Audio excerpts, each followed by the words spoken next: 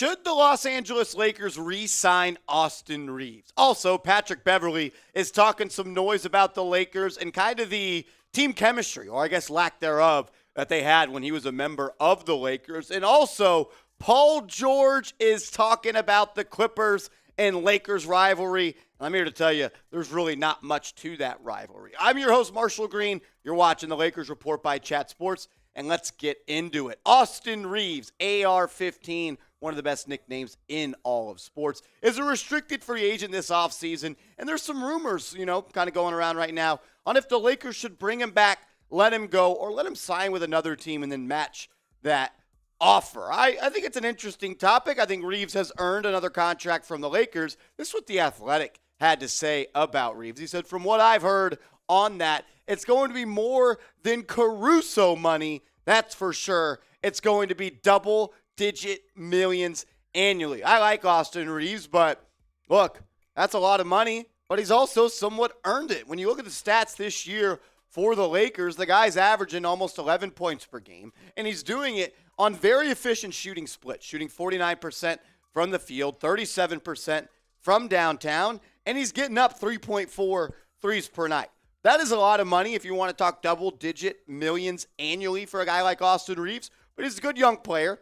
He's homegrown, and he's shown the ability to get better every single season. And look, you don't just pass up on re-signing guys that shoot above 37% from downtown on more than 3 attempts per night. Look, shooters cost a lot of money, and Reaves is a shooter, and he might just do just that. That's what Austin Reaves had to say via Hoops Hype on the upcoming summer. He said, I didn't really think that far ahead. I'm just trying to win games. I love being in Los Angeles, and I love being a Laker. Kobe Bryant was my favorite player growing up, so getting an opportunity to play for the Lakers is a big blessing. And look, I think they're going to keep him. I think they're going to keep Austin Reaves. I think he's just earned that. And I think they're trying to set somewhat of a culture there in Los Angeles. And I think Reaves has done everything he possibly could on and off the court, as well as being a teammate and in the locker room to earn this next contract extension. You hear double-digit millions, and your first reaction is, shit, that's a lot of money for a guy like Austin Reaves. But the salary cap in the NBA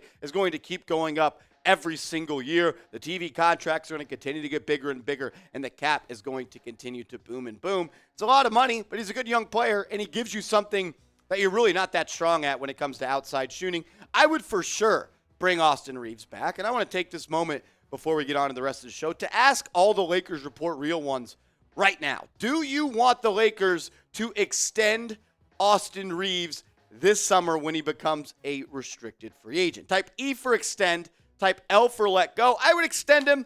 You get 3 years, $30 million, 10 a pop. I think it's a fair deal for both sides. If you have a contract projection, let me know in the comments and make sure to answer this question. We're going to get to what Pat Bev and Paul George had to say here in a second. But first, I want to tell you guys about our proud sportsbook partner here at Chat Sports, and that is BetUS. When you go to chatsports.com/Lakers and use the promo code Lakers125, they're going to hook you up with a 125% deposit bonus. So put $100 into your account. Let's say when you use promo code Lakers125 at chatsports.com/Lakers, they're going to give you a free $125 to bet with. You can bet on the Lakers. You can bet on the MLB. It's coming back sooner than you know it. Look, BetUS, we've got your game. Chatsports.com/Lakers. Lakers125 is the promo code.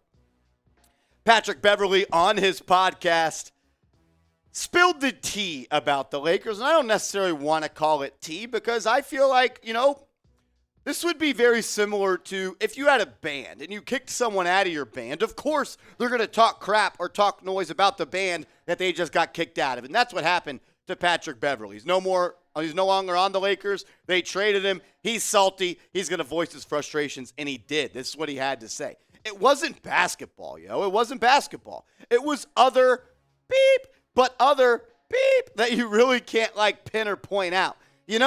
Comes and goes. A little bit here and a little bit there. What the hell is he even saying, to be honest? It sounded like he was writing some Dr. Seuss childhood book. A little bit of this and a little bit of that. Patrick Beverley, dude, shut the hell up, man. If you got something to say it with your chest, Beverley. Don't be a little softy about it. Be a dog. You act like you're a dog. You talk like you're a junkyard dog. You didn't play like a junkyard dog this year for the Lakers. I'll tell you this much. You were absolutely terrible with the Lakers, and that's why they moved on from you. You averaged just 6 points per game, less than 3 assists, less than a steal per game, and you were below league average on three-point percentage at 34.8%. I like Beverley. I like the type of player he is, but he didn't do anything special with the Lakers. And some other stuff he said was, it wasn't about basketball. There was always just some focus on everything else, and the locker room wasn't that good, and blah, blah, blah, blah, blah. Look, if your girlfriend breaks up with you and it's your fault, you're probably going to talk crap about her, and that's what Patrick Beverley is doing right now. He's the salty ex that does not have a job right now in the NBA, and he's mad that he's not wearing the purple and gold anymore. Look, I thought that the Beverley move was a smart move at the time, really no risk. And a high reward. You could have got a guy that was a good perimeter defender and a good perimeter shooter, but he wasn't that with the Lakers. If he wants to blame it on LeBron and Anthony Davis and the culture that the Lakers have, sure, I blame it on the dude. He just ain't really that good of a hooper anymore. Let me know what you think. Do you think Beverley is capping, or do you think he's spitting the real stuff? Is he real talking, or is he capping? I think maybe a little bit of both, but I'm sure he's a little bit salty about no longer being a Laker. Let me know what you think. Type C for cap, type R for real talk. We got one more story to get to on Paul George, but first, I just want to let you guys know we are a little over 300 subscribers away from getting to 50,000 subs here on the channel. It has been a long time coming, and I want to get there as soon as possible. We put out videos almost every day on the latest Lakers news and rumors. We're your one-stop shop in season and out of season. Hit that sub button, youtube.com/LakersTV.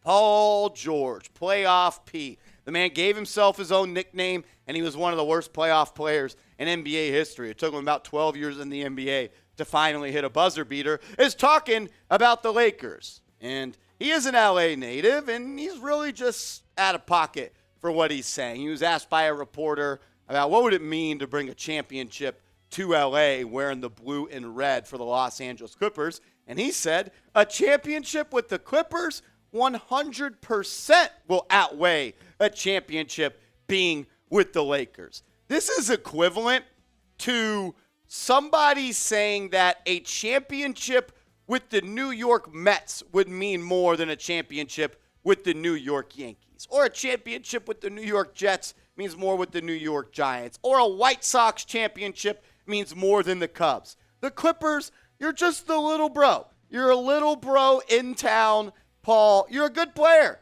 just not in the playoffs, and you're totally wrong about this conversation. If the Lakers and LeBron James were able to get yet another ring and hang another banner in Staples, a.k.a. the Crip, that is 100% going to be more in the history of the NBA than Paul George, Kawhi Leonard, and Tyronn Lue winning a championship for the Los Angeles Clippers.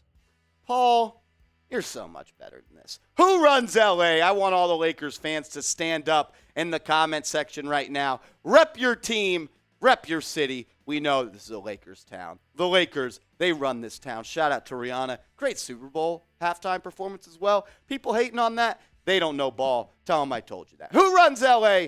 Type L for the Lakers, C for the Clippers. You know what I know. You know that the Lakers run this town.